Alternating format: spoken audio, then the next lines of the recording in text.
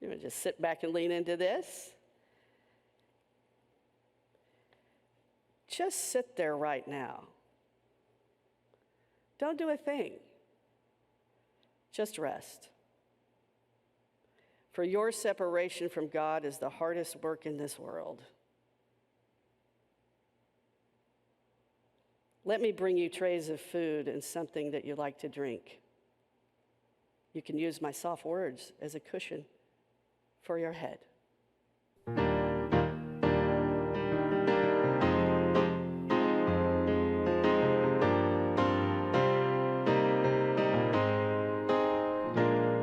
Brian, you're wonderful. It's good to have you around.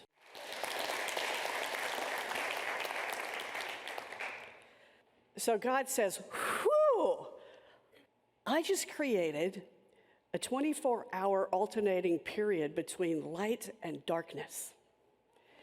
And an angel says, what are you going to do now? And God said, call it a day.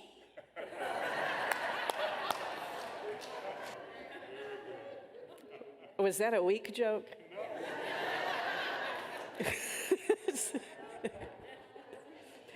It's Sunday, and some of you know on Facebook, Roderick does this, I do this, we have some other folks. We put up something irreverent instead of reverent on Sunday. So I asked Roderick if he would see if the music team could do that particular song for various reasons, including the importance of the message here today.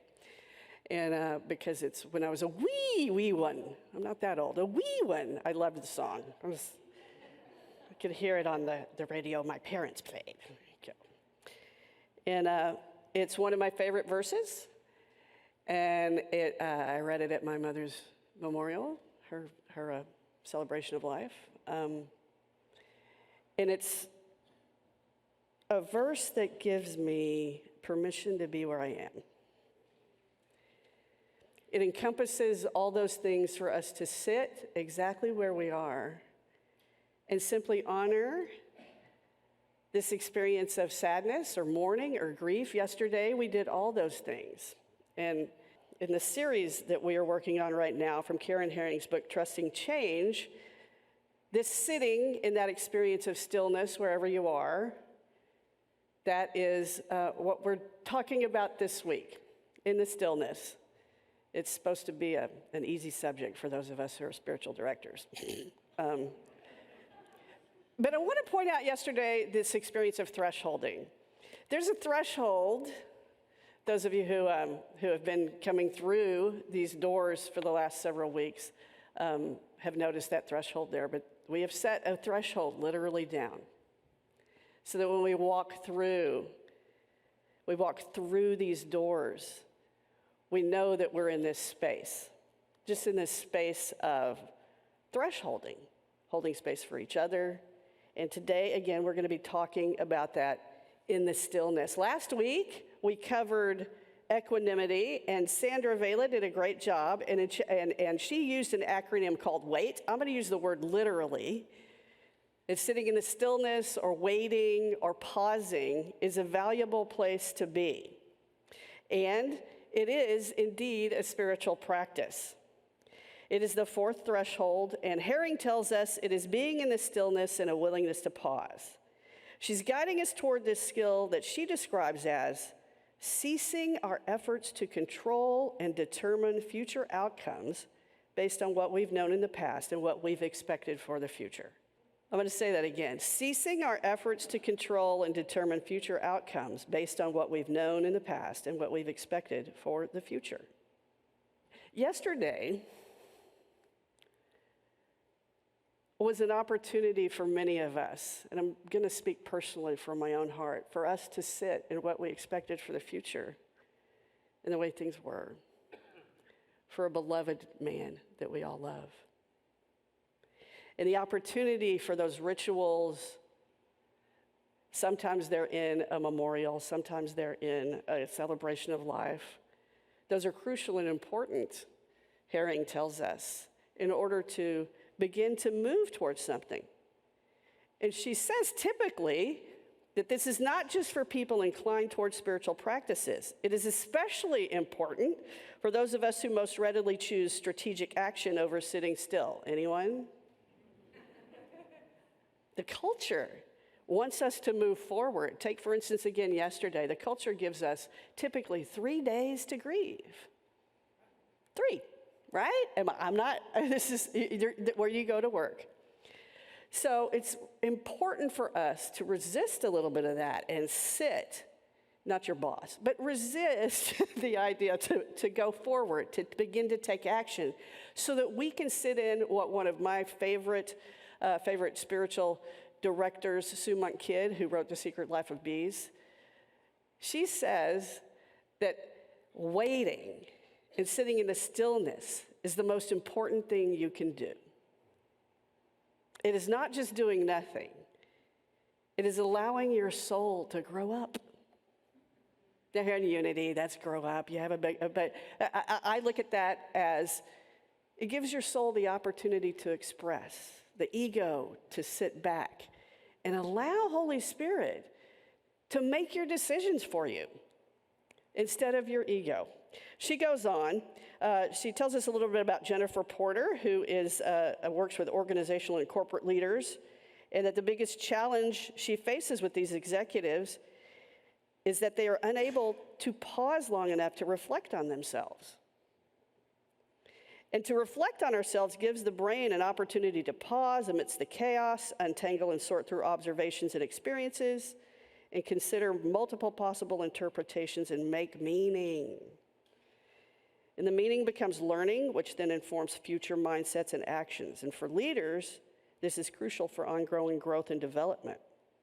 And for us, it is not final, but it is a fertile opening towards something new.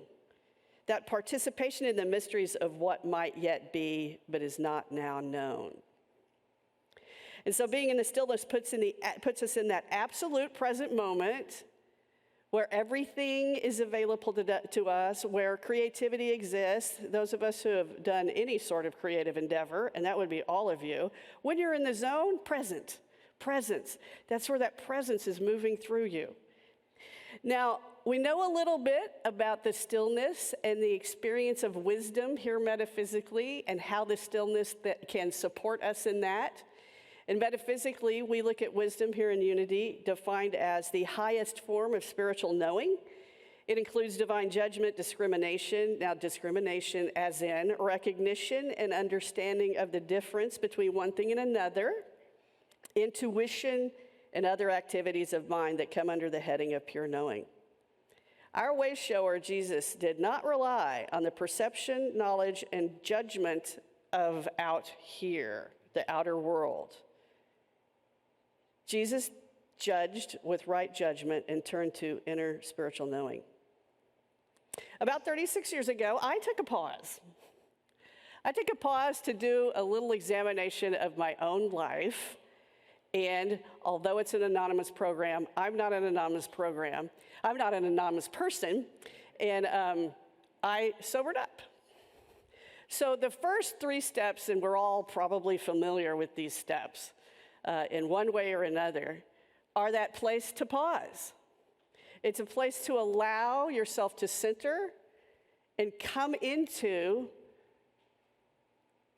accepting that which was and looking into the possibility of the future from the present moment. And those steps are, we admitted we were powerless. Take that with a grain of salt here in this room. So we admitted we were powerless over alcohol, over our addiction, over controlling our children, over, take your pick, and that our lives had become unmanageable. Number 2, we came to believe that a power greater than ourselves could restore us to sanity. And number 3, very important, made a decision to turn our will and our lives over to the care of God as we understood God. What are your spiritual practices? So Herring describes these spiritual practices not just as those of us who might go sit under a Bodhi tree and hang out doing nothing all day. These include spiritual practices for me What is that pause in between getting to work for the day and waking up? For you, it could include a cup of coffee. For me, it includes a few miles on my bike. What are those spiritual practices for you? If you want to take a minute, I invite you to do that. And just consider, I think this is in the teaching for this week on the chapter for those of you who are in spirit groups. Do a little homework right here in church. You don't have to get it done at home. What are those spiritual practices that you can imagine that are creative for you that you're doing already? Where is God showing up in your life? I'm inviting you to actually just sit for a moment and consider that in your heart.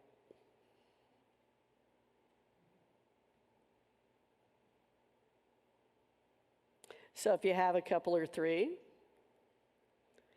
Herring reminds us, I just love this. Herring reminds us that the purpose of these practices is to disrupt our attachment to action. To disrupt our attachment to action. Now, somebody else we know here in the Unity movement has a very specific way of addressing this as well. Our co-founder, Myrtle Fillmore. Some of you I know thought I might say Charles, but this is Myrtle, and it is from her book, How to Let God Help You. We are longing to bring into manifestation that which has been given to us to bring forth. That is why we are sometimes restless and discontented. That which the world has to give does not satisfy, but when we go into the secret place, when we learn to be still and know the I am, and that is God's perfect idea for us, we can become like Jesus Christ if we abide in the secret place of spirit. The silence is a kind of stillness, a place of retreat into which we may enter and, having entered, may know the truth. We go into the silence by observing the instructions, be still and know. The only way to really know is to become perfectly still, to get away from the outer and from looking for things into the inner quiet where we are alone with wisdom. And in the silence, wisdom is given for every need. In some of our practices in spiritual direction in the more traditional sense, we do a little work called Ignatian practices. It's from Ignatius of Loyola. I'm pulling some of this stuff from a book that we use called Incline Your Ear, and it is spiritual practices for spiritual communities, for churches and congregations. And Ignatius, so I just want to say a little bit about Ignatius. This guy was a little rabble-rouser. He was, if you don't know, he was a womanizer. He had all sorts of, he came from a pretty, we'll say, affluent background and was a knight and a this and that. And certain circumstances sent him to a nunnery to recover from an injury where he sat still. And he sat still for a long time, and he read all of this spiritual stuff, and came to realize that that's what he wanted to do with the rest of his life. And in one of his practices, we talk about consolation and desolation.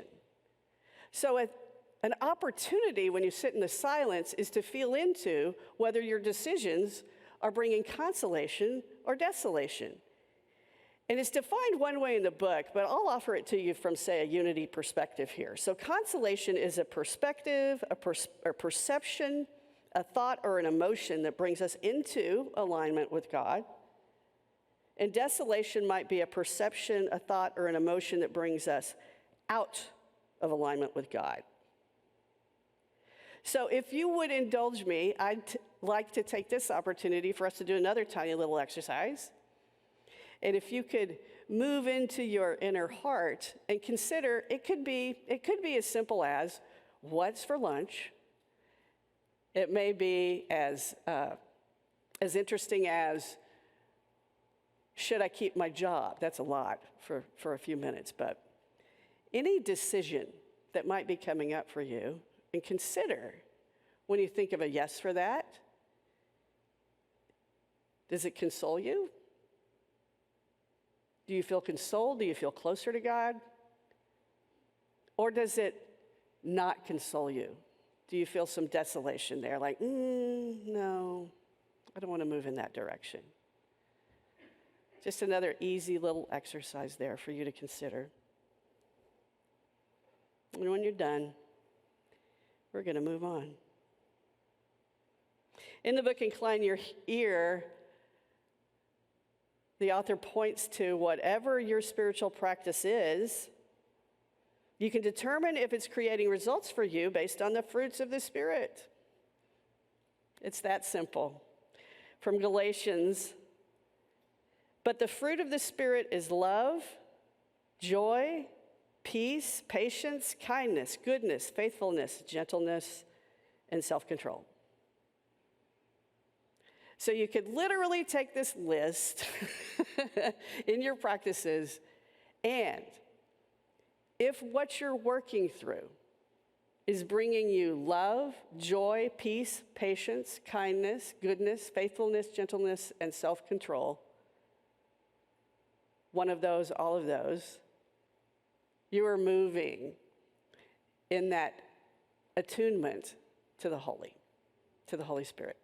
You can be tuned into that. About 10 years ago, I needed to take a pause.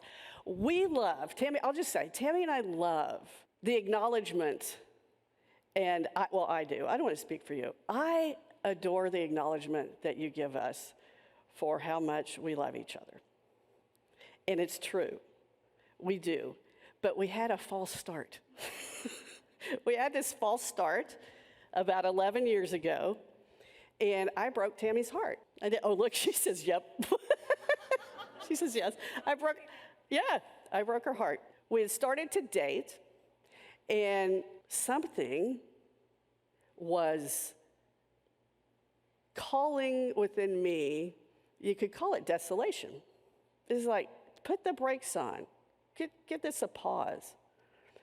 And it wasn't a really convenient time for Tammy for me to make this decision.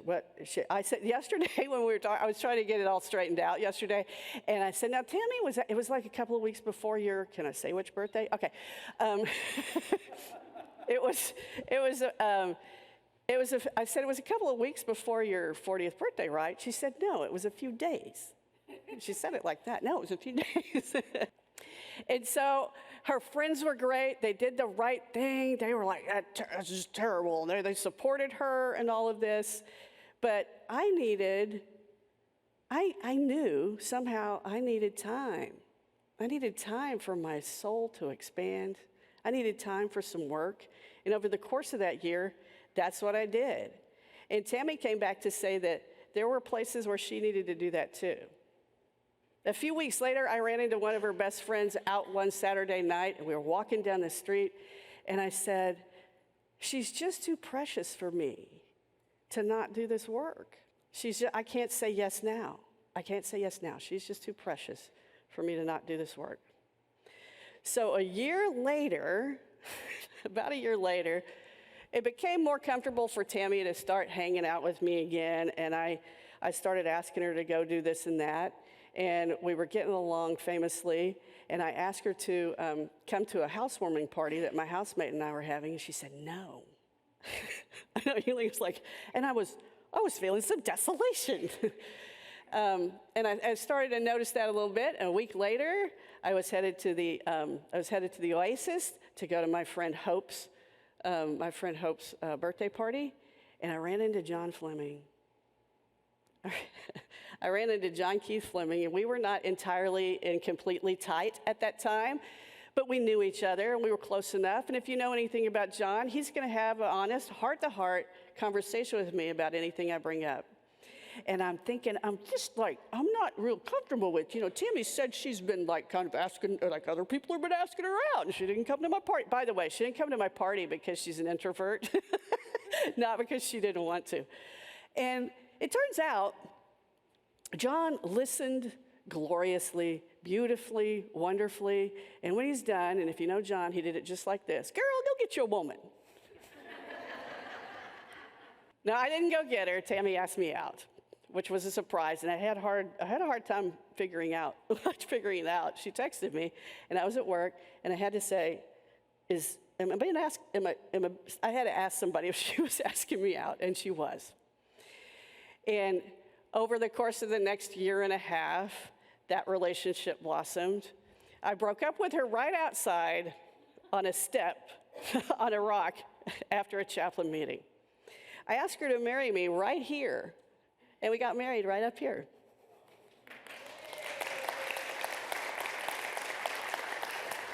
There we go.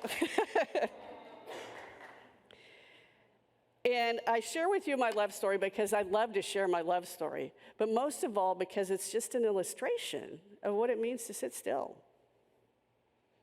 What it means in the possibility of sitting still, of letting our souls expand into the truth of who we came here to be, who we came here to be with. And as a church, we are in that liminal space that is ripe with the opportunity for this stillness. And it may be true for you in some other area, such as school starts in a couple of weeks. There's a liminal space there. It may be big ways like a breakup, a new job. For many of us here, it's a loss. In fact, yesterday, I grabbed my bag from the little cubby in the office, and grieving is spiritual practice. A spiritual practice.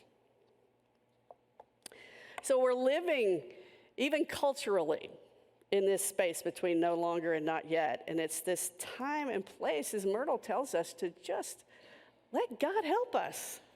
Just let God help us. It's a place and a time when we can use our spiritual practices to pause and stop and wait. And we have the opportunity in the stillness to release our ideas of what our ego wants for us or the culture says we need, or the hard one, what our preferences are, and to tune in to what God, what the Holy Spirit wants for us. So I want to close with a poem from a favorite. This is a short little ditty by Hafiz. You're going to just sit back and lean into this. Just sit there right now. Don't do a thing. Just rest. For your separation from God is the hardest work in this world. Let me bring you trays of food and something that you like to drink. You can use my soft words as a cushion for your head. God bless you. Thanks.